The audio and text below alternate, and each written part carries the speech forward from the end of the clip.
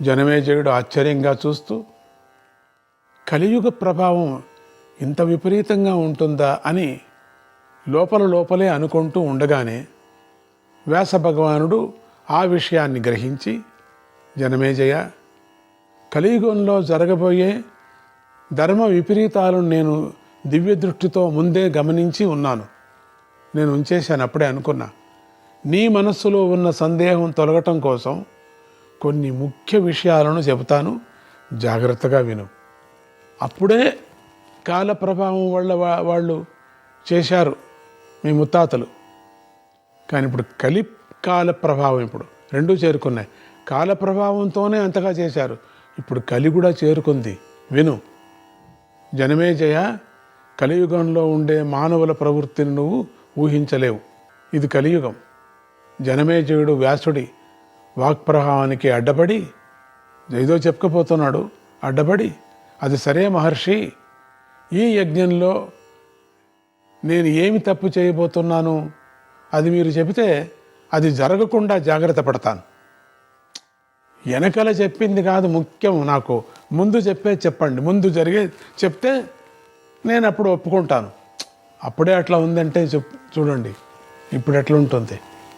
నేను జాగ్రత్త పడతాను, నేను తప్పు చేయకోకుండా ఉంటాను. ఆ విషయం నాకు చెప్పండి అన్నాడు.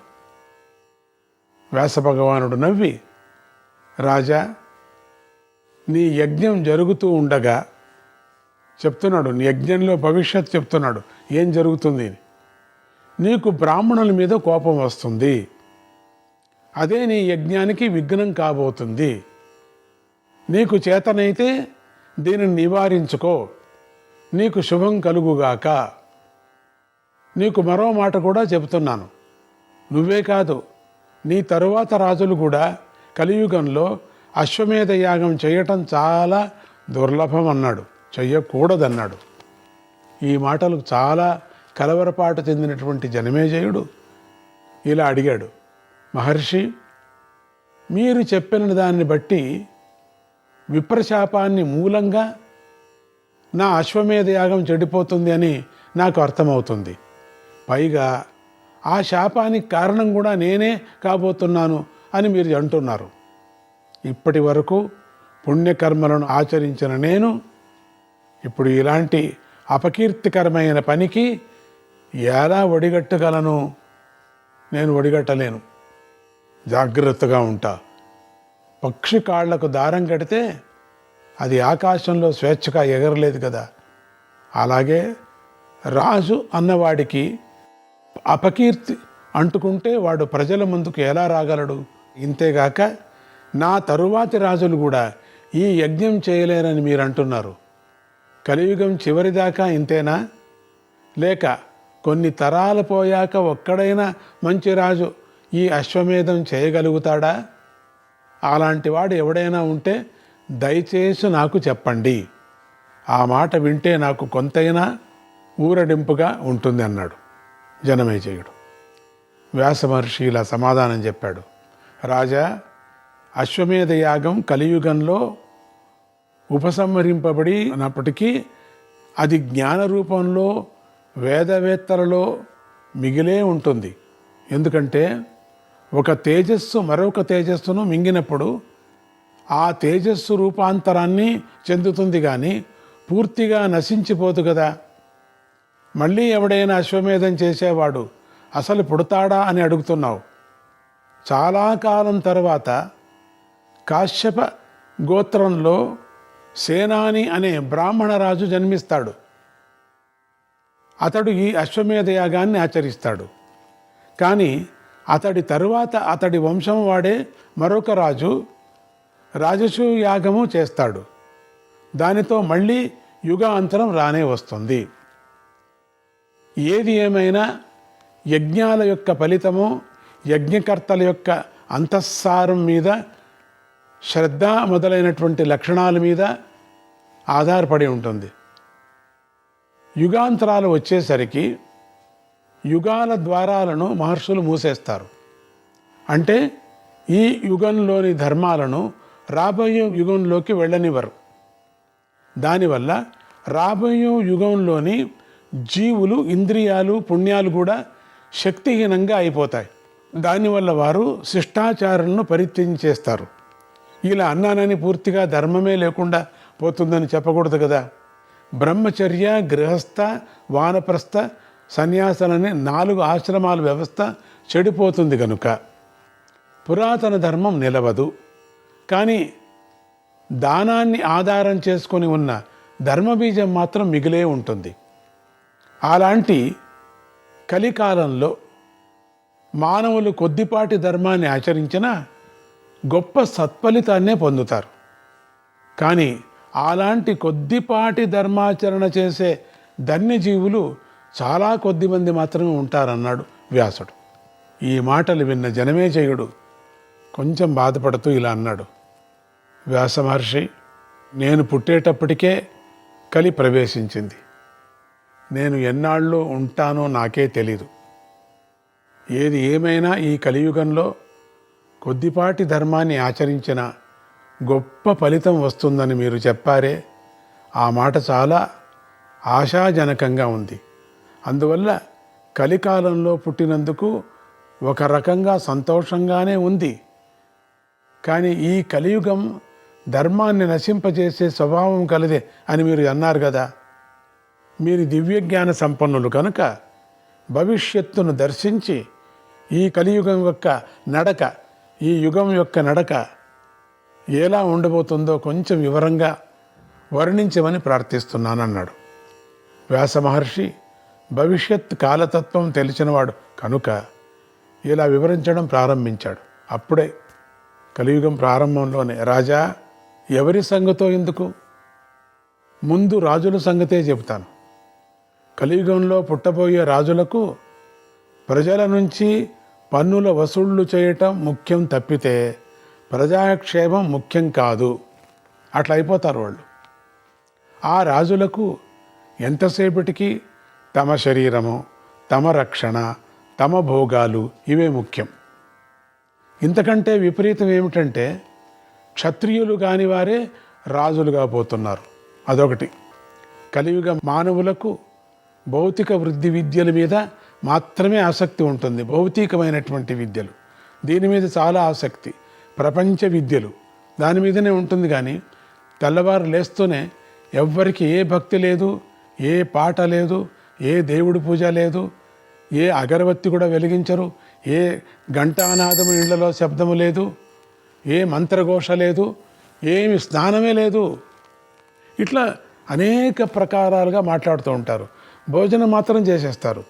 ఇట్లా తయారవుతారు. వారికి కృతజ్ఞత ఉండదు. ఉపకారం చేసిన వాళ్ళను థ్యాంక్స్ కూడా చెప్పరు. ఎప్పుడో రాసింది ఇది. రాజులు ప్రజలను దోచుకోవడమే స్వభావంగా ఉంటారు. అంతే, ఇంక వేరే లేదు. పై అధికారుల అనుమతి కానీ ఆజ్ఞ కానీ లేకుండానే క్రింది వారు పైవారి భోగాలను అనుభవించేస్తారు. కలియుగంలో అన్నిటికన్నా ముఖ్యమైనది ఏమిటయ్యా అంటే ధనమే. ధనం మూలమంతే. అందరికీ డబ్బులే. తప్పు చేసిన వారికి నిందించేవారే ఉండరు. గోవులు తగ్గిపోతాయి, క్రూర మృగాలు పెరిగిపోతాయి, పదార్థాలలో రుచి తగ్గిపోతుంది. నీచులు ఊరు మధ్యలో ప్రధానులుగా ఉంటారు. ఉత్తములు ఊరి బయట కాలం గడుపుతూ ఉంటారు. రైతులు చిన్న చిన్న దూడలను కూడా నాగలికి కట్టి దున్నేస్తూ ఉంటారు. మేఘాలు ఋతువుల ప్రకారం కాకుండా చిత్ర విచిత్రంగా వర్షాలు కురుస్తూనే ఉంటాయి. ఇదంతా కలియుగ ప్రభావం చెప్తున్నారు. ప్రజలందరూ ఒకరిని ఇంకొకరు దోచుకోవాలనేటువంటి ప్రయత్నంలోనే ఉంటారు. కడుపు మంట పెరిగిపోతుంది. కొద్దిపాటి కష్టానికే పూర్తిగా గగ్గోలు పడి సారహీనులైపోతారు. అందరూ నిస్సారంగా, అమ్మా నాకు శక్తి లేదు, సారహీనమైపోతుంటారు. కొంచెం పనికే, కొంచెం పని చేస్తూనే కూర్చుంటారు. అదేంటో కలియుగ ప్రభావం ఇది. ఇంత తిన్నా, ఇంత కాఫీలు తాగినా కూడా కొంచెం పని చేస్తే చాలు ఇంట్లో. ఇది కలియుగ ప్రభావం ఇది. ఇక భూమిలో చాలా భాగం చౌటు భూమిగా మారిపోతుంది. అంటే ఎడారిగా మారిపోతుంది. దారి దోపిడిగాళ్ళు పెరిగిపోతారు. ప్రజలందరూ వ్యాపార దృష్టిలోనే ఉంటారు, వ్యాపారమే చేస్తారు. అన్నదమ్ముల ఆస్తి పంపకాలు శాస్త్రబద్ధంగా ఉండవు. స్త్రీల ముఖాల్లో కళ తప్పిపోతుంది. రత్నాభరణాలు పెట్టుకున్నటువంటి ముఖానికి అందం రాక వాళ్ళు తమ జుట్టునే రకరకాలుగా అలంకరించుకొని పురుషులను ఆకర్షించాలని ప్రయత్నిస్తారు. చివరికి గడ్డి కూడా తలలో అలంకారంగా పెట్టుకుంటారు. గడ్డి తీసుకుని పెట్టుకుంటారట. కలియుగంలో స్త్రీల జనాభా పెరిగిపోతుంది, మగవాళ్ళు తగ్గిపోతారు. యాచకుల సంఖ్య చాలా ఎక్కువగా ఉంటుంది. దానం పుచ్చుకునేవారు ఇచ్చేవాడు యోగ్యుడా అని ఆలోచించరు. దానం ఇవ్వటమే అంతే. దానం ఇచ్చేస్తే చాలు, ఎవడైతేనేమి. యోగ్యుడికి ఇవ్వరు దానం. ప్రజలకు రాజుల పీడ, దొంగల పీడ పెరుగుతాయి. అగ్ని ప్రమాదాలు పెరుగుతాయి. రాజులు వేసే శిక్షలు కూడా పక్షపాతంగా ఉంటాయి. భూమిలో సారం తగ్గి పంటలు దిగుబడి తగ్గిపోతుంది. మనుషులు నడి వయస్సులో ఉండగానే వార్ధ్యాక్య లక్షణాలు, వార్ధ్యాక్య అంటే ముసలోళ్ళ లక్షణాలు కనిపిస్తాయి. అప్పుడే ముసలోళ్ళగా కనపడతారు. 30 ఏళ్లకే ముసలోళ్ళగా అయిపోతారు. 20 ఏళ్లకే తలంతా తెల్లగైపోతాయి. అయినా ఆశలు మాత్రం తగ్గవయో. అందువల్ల విపరీతంగా ప్రవర్తిస్తూ ఉంటారు. వాళ్ళు చాలా విపరీతంగా ఉంటారు. గాలి వానలు, తుఫానులు, వడగళ్ల వానలు పెరిగిపోతాయి. నిజమే. ధర్మాన్ని ఆచరించే వాళ్ళు కూడా పరలోకం ఉందా లేదా అని సందేహిస్తూనే ఉంటారు. మామూలుగా ధర్మం ఆచరించే వాళ్లకు అనుమానం పుడుతుంది దేవుడి మీద. పరమాత్మ లేడని వాదిస్తూ ఉంటారు. వాళ్ళు కూడా అదే లైన్కి వెళ్ళిపోతారు. ప్రతివాడు నేనే గొప్పవాడిని అంటూ ఉంటారు, నేనే గొప్పదాన్ని అంటూ ఉంటారు. విద్యావంతులలో కోపావేశం ఎక్కువగా ఉంటుంది. చీటికి మాటికి కోపం వస్తూ ఉంటుంది. ప్రజాపాలకులైనటువంటి రాజులు కూడా స్వంత వ్యాపారాలు చేసుకొని ఆస్తులు పెంచుకుంటూ ఉంటారు. ప్రజలు వాగ్దానాలకు కట్టుబడి ఉండరు. మామూలుగా సౌమ్యంగా ఉండే ప్రజలు కూడా అప్పులు ఎగగొడుతూ ఉంటారు. అప్పులు ఇవ్వద్దండి ఎవరికి, అంతే. ఇక క్రూరంగా ఉండే వారి మాట వేరే చెప్పాలా? సౌజన్యం సత్ఫలితాలను ఇవ్వదు. ఉగ్ర ప్రవృత్తి కలవారికే జనం తలొగ్గుతూ ఉంటారు. పాల కోసం ఆవులనే కాక మేకలను కూడా ఇళ్లల్లో బంధించుకుంటూ ఉంటారు. శాస్త్రం ఏమాత్రం చదువుకునే వాళ్ళే తమకు తోచిన ధర్మ నిర్ణయాలు చేసి అవే శాస్త్ర సిద్ధాంతమని బుకాయిస్తూ ఉంటారు. వాళ్ళకి శాస్త్రం సంగతే తెలియదు. ఏదో పుస్తకాలు అక్కడక్కడ అట్లా చూసి ఇదే శాస్త్రం అంతే. ప్రజలు పెద్దవాళ్ళ దగ్గర చదువుకోరు. అయినా నాకు అన్నీ వచ్చని గొప్పలు చెప్పుకుంటూ ఉంటారు. ఇంకొకరి దగ్గర చెప్పించుకోరు, అవమానం కదా. నాకు వచ్చు అంటారు అంతే. ఇది ఎవరైనా చెప్తూ ఉంటే అది అర్థం కాకపోతే మళ్ళీ అడగరు దాన్ని, అవమానం కదా అడిగితే. అందుకే ఇదే వచ్చు, నాకు వచ్చు, ఓకే తెలుసుకున్నాను అంతే. పక్కకి వెళ్ళి కొట్టుకుంటూ ఉంటారు, తెలియదు అది ఏంటనేది. కలియుగంలో గ్రహ నక్షత్ర గతులు కూడా లోక ప్రమాదకరంగానే నడుస్తూ ఉంటాయి.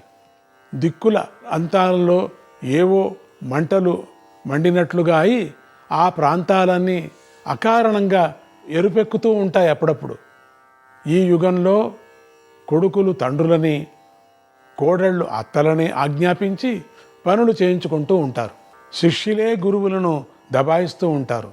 కుటుంబాల వారు అన్నం వండుకున్నాక అందులో ప్రథమ భాగాన్ని ఎవరికీ దానం చేయకుండానే, కనీసం అగ్నిలో హోమం కూడా చేయకుండానే, కనీసం ఎంగిలి చెయ్యన్నా విదిరించుకోకుండానే వండుకున్నంతా తినేస్తూ ఉంటారు. ఎవరికి పెట్టరు, చీమకు పెట్టరు.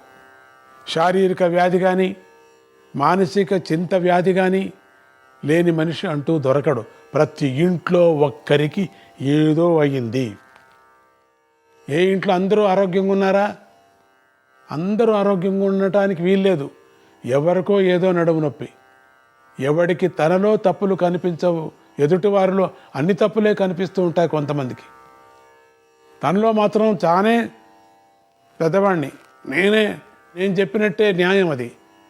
ఇంకొకటి తప్పు కనిపిస్తూ ఉంటుంది, ఎత్తి పొడుస్తూ ఉంటారు. ఉపకారం చేస్తే ప్రత్యుపకారం చేసేవాడు ఒక్కడు కూడా ఉండడు. థ్యాంక్స్ కూడా చెప్పడం అనుకున్నాం కదా. వ్యాసుడు ఇంతవరకు చెప్పి కొంచెం ఆగాడు. వ్యాస భగవానుడు చెప్పిన కలియుగ లక్షణాలు వినేసరికి జనమేజయుడికి మనస్సు వికలమై లోపల చాలా బాధపడి చాలా ఏడిచి వ్యాస మహర్షితో ఇలా అన్నాడు. వ్యాస మహర్షి, మీరు చెప్పే లక్షణాలు చాలా భయంకరంగా ఉన్నాయి. పైగా మీరు అన్నీ సమాజం మొత్తానికి అన్వయించే సామూహిక ఫలితాలని ఎక్కువగా చెబుతున్నారు. సమాజం ఇంత ఘోరంగా చెడిపోతే ఇక ఆ ప్రజలను రక్షించేదెవరు? ఇంతకు కలియుగ మానవులు కోరుకునేది ఏమిటి? దానికోసం వారు చేసే పనులు ఏ రకంగా ఉంటాయి? నారాయణ నారాయణ, హరే కృష్ణ.